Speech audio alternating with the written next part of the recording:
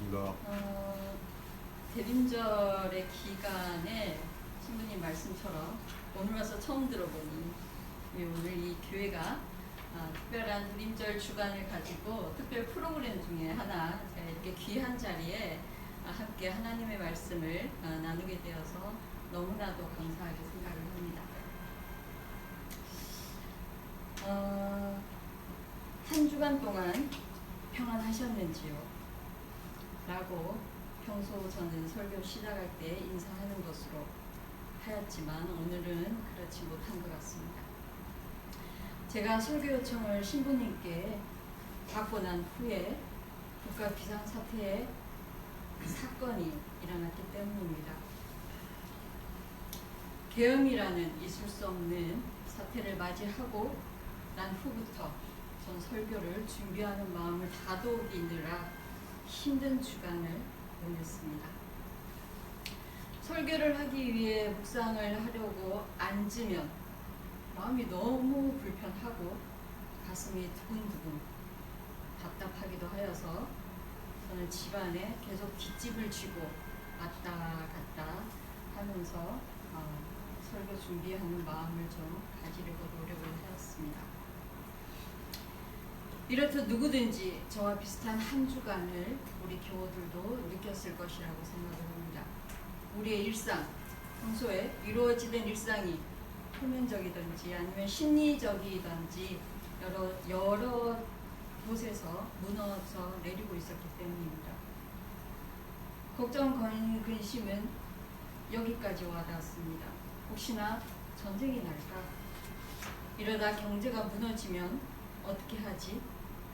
그렇지 않아도 요즘 물가가 너무 올라서 힘든데 더 힘들어질까? 또는 회사에 다니시는 분들은 서로 살펴가면서 전국의 사태를 지켜보고 또는 현장에 직접 나가서 시위에 참여하기도 했습니다. 그리고 어제는 탄핵이라는 결과를 우리는 함께 목도할 수 있었습니다. 이 혼란 속에서 우리는 대림절 세 번째 주를 맞이합니다. 겨울의 첫 관문이 대설을 지나고 봄지를 바라보고 있습니다. 찬바람이 불고 서리가 내리고 눈이 오고 얼음이 어는 때에 마음조차 넉넉하지 않습니다. 특히 파주는 겨울이 너무 길고 다른 지역에 비해서 추위가 좀 더 혹독함을 저희는 알 수 있습니다. 파주 지역에서 살아오신 저와 여러분들, 어느 지역 분들보다 겨울의 지난함을 잘 알고 있을 것입니다. 12월은 곧 내년을 준비하는 시간, 교회력으로 보면 오늘의 대림절 12월은 해의 끝으로 보이지만 우리가 지금 맞이하고 있는 대림절은 신앙의 새로운 출발 지점이기도 합니다. 지금까지 살아온 우리의 생각과 삶의 관성을 벗어나 하나님께 길을 여쭈어 보고 신앙을 점검하는 때이기도 합니다. 영어에 unlearn 이라는 단어가 있습니다.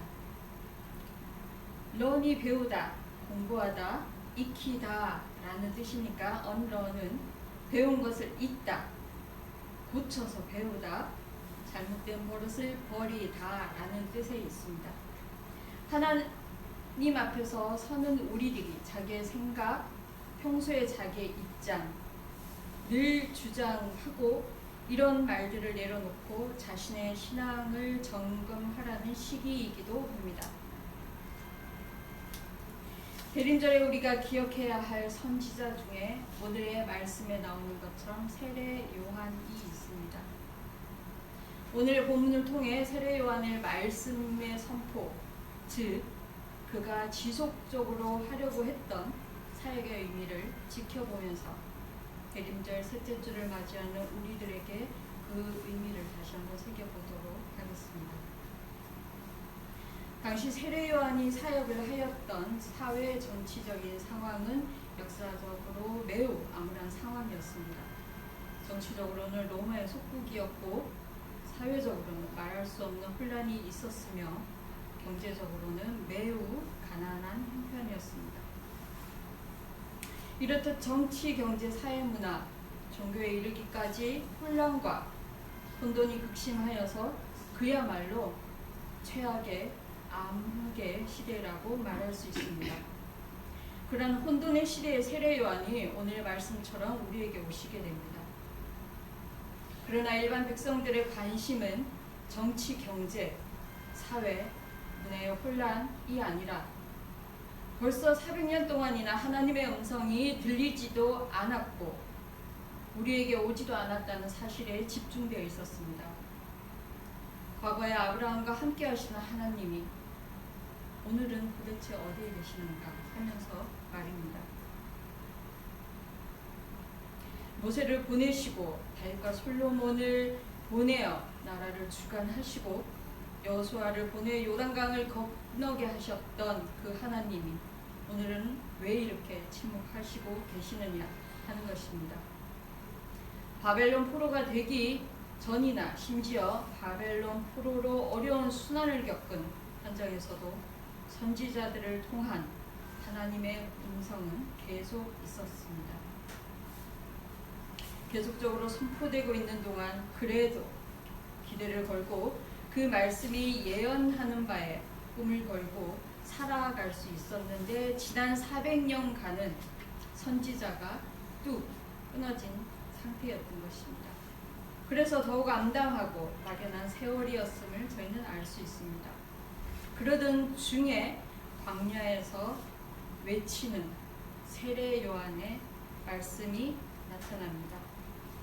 약대 털 옷을 입고 메뚜기와 석청을 먹고 지팡이를 든 그 거친 모습으로 나타나 회개하라 라고 외칩니다.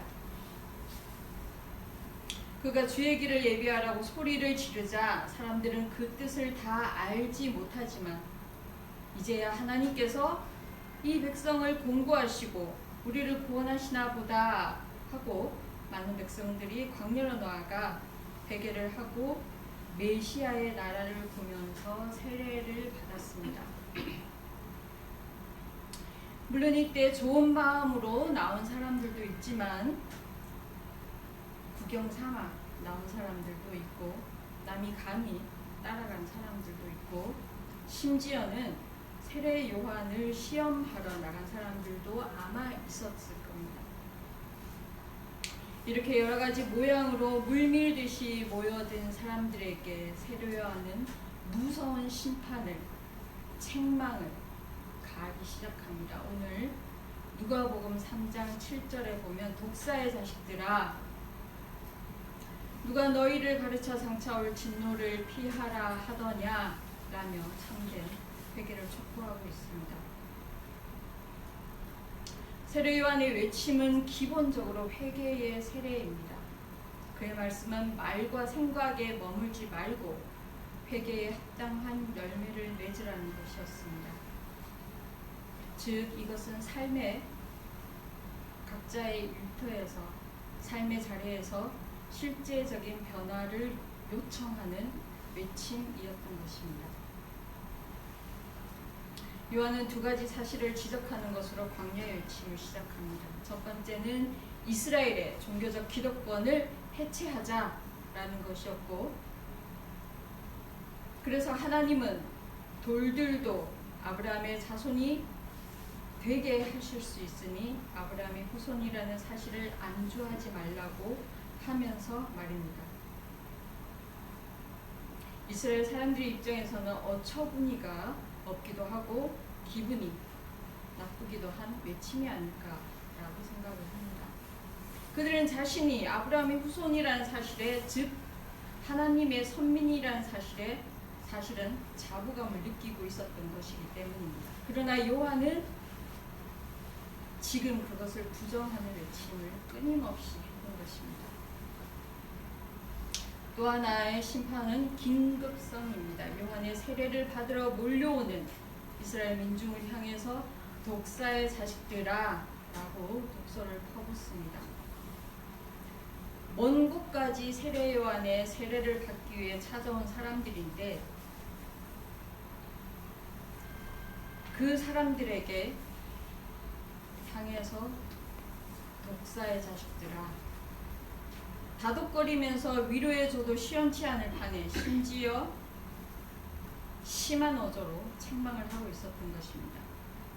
요한은 민중들의 마음이 어떤지 전혀 개의치 않고 노골적으로 할 말을 다 했던 것입니다.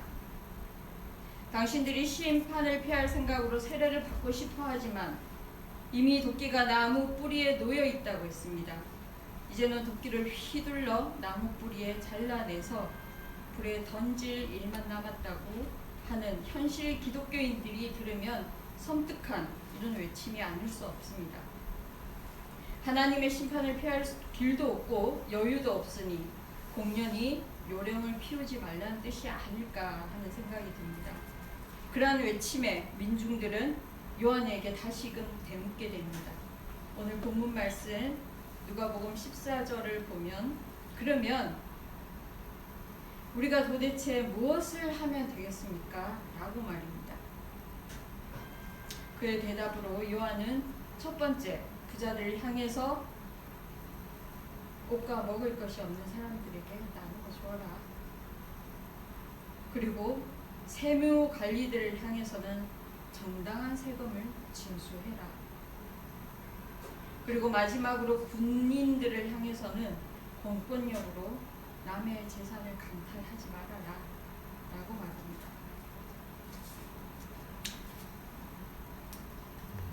다시 말해서 자신의 소유를 독점하지 말고 양심을 속이지 말고 권력을 남용하지 말라는 말씀이었습니다. 사실 요한의 이런 설교는 가히 특별한 설교는 외침은 아니었습니다. 이미 구약의 예언자들이 선포한 것들입니다. 문제는 이런 기독교에서 핵심 원리가 사라졌다는 것이며 아무도 이런 기본에 관심을 갖지 않는다는 데 있습니다. 아무도 이런 주제를 심각하게 생각하지도 않았습니다.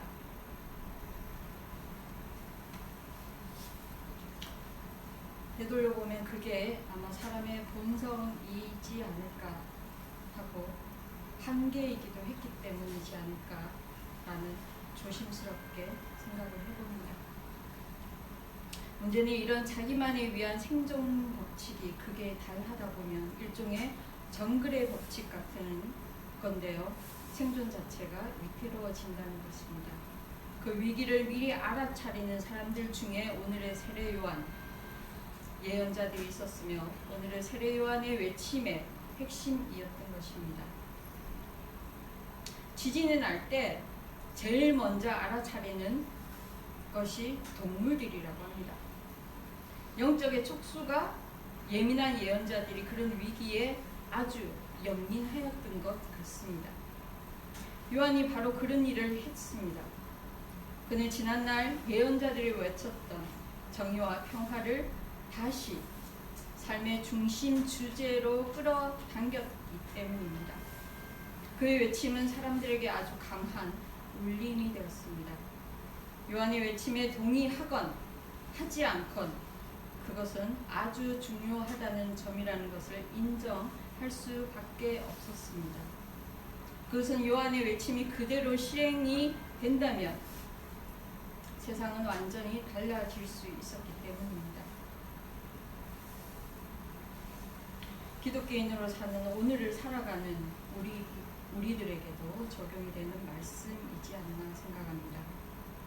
현실을 살아갈 때 아주 당연하지만 그렇지 못한 사람과 상황과 여러 가지 방법을 두고 고민을 하거나 어떨 때는 바르지 못한 판단에 이를 때가 있습니다.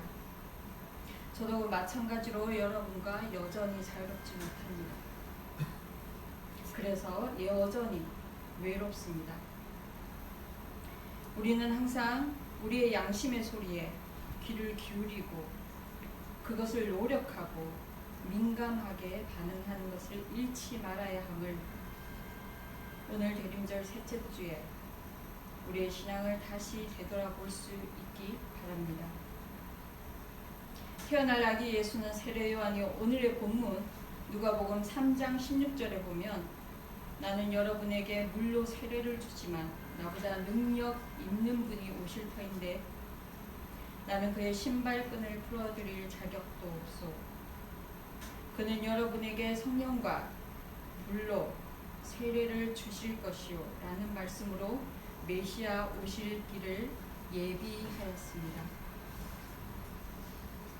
그런데 세례 요한은 메시아가 아닙니다.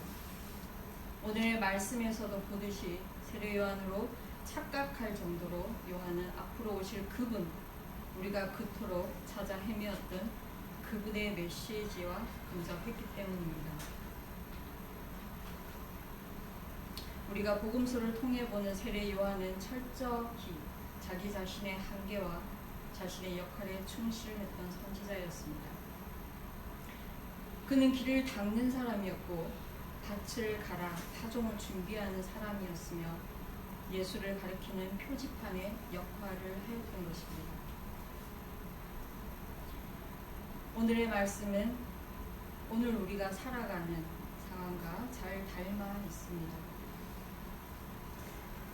윤석열, 한 사람의 권력을 직권으로 온다라는 발칵 뒤집혔습니다. 정치, 경제 모든 것이 암울한 상황이었습니다. 2000년 전에 세례 요한처럼 예언자적 영성을 지닌 선지자들이었다면 지금은 지난 주간에 보여주었던 우리들의 예언자적 영성은 국회 앞에 문전성시를 이루었습니다. 그들은 기말고사 기간 중에도 불구하고 지방에서 올라온 학생들이 여럿이었으며 경제 상황이 좋지 않아서 시장에 물건이 잘 팔리지도 않고 걱정하던 상인들이 그들은 하루하루 걸어서 먹고 사는 문제가 가장 컸지만 그럼에도 불구하고 상가문을 닫고 참여한 상인들, 동성애자라고 어디를 함께 가고자 하면 눈총을 받을까 무서워서 밖에 출입도 하지 않았던 사람들, 무엇보다 20대와 30대들이 함께하는 시위 현장은 바로 우리들이 그토록 지켜야 하는 민주주의를 우리 스스로 지켜나가야 한다는 미래의 길을 조금이라도 함께 참여해야 한다는 그 당연함의 영성이지 않을까 생각합니다. 좋은 세상은 저절로 오지 않습니다. 길 없는 곳에 길을 내는 사람들을 통해서 오기 마련입니다. 길은 처음부터 있는 것이 아니고 많은 사람들이 걷는 곳에 길이 생길 겁니다. 지난주 내내 국회 앞을 지켜온 그들이 신앙의 권력 앞에, 무력 앞에 무릎 꿇지 않고 굳굳이 지켜나가는 신앙인들이야말로 새 길을 여는 요한과 같은 사명이 우리에게 있습니다. 초대교회 교인들의 별명은 그 길을 걷는 자들이었습니다. 이슬에서는 풀밭을 앞서 걷는 이들을 일러 이슬떨이 혹은 이슬바지라고 합니다. 우리는 그들 덕분에 뒷사람들은 바지가랭이를 적지 않아도 됩니다. 요한은 그 역할을 위해 택함을 받았습니다. 주님이 오시는 이 대림절에 주님을 기다리는 우리들도 이런 역할을 감당해야 합니다. 사람들 사이의 소통의 길을 열고 통로를 열고 무정한 사나운 세상을 따뜻한 곳으로 바꾸기 위해 힘을 다해야 합니다. 우리는 온 세상을 다 바꿀 수 없다고 해도 우리 주변부터 사랑과 이해로 물을 드리면 좋겠습니다. 어려운 이들에게 손을 내밀고 외로운 이들에게 것이 되어 주십시오. 주님은 어쩌면 벌써 그곳에서 우리를 기다리고 계신지도 모르겠습니다. 사방의 위험이 도사리고 있지만 두려워하지 마십시오. 주님이 우리를 인도하시고 지키실 것입니다. 주님 오실 길을 닦는 마음으로 살 때 우리는 문득 우리 가운데 계신 주님과 만나게 될 겁니다. 그 기쁨을 누리는 오늘 대림절 셋째 주간이 되시기를 간절히 기도하겠습니다.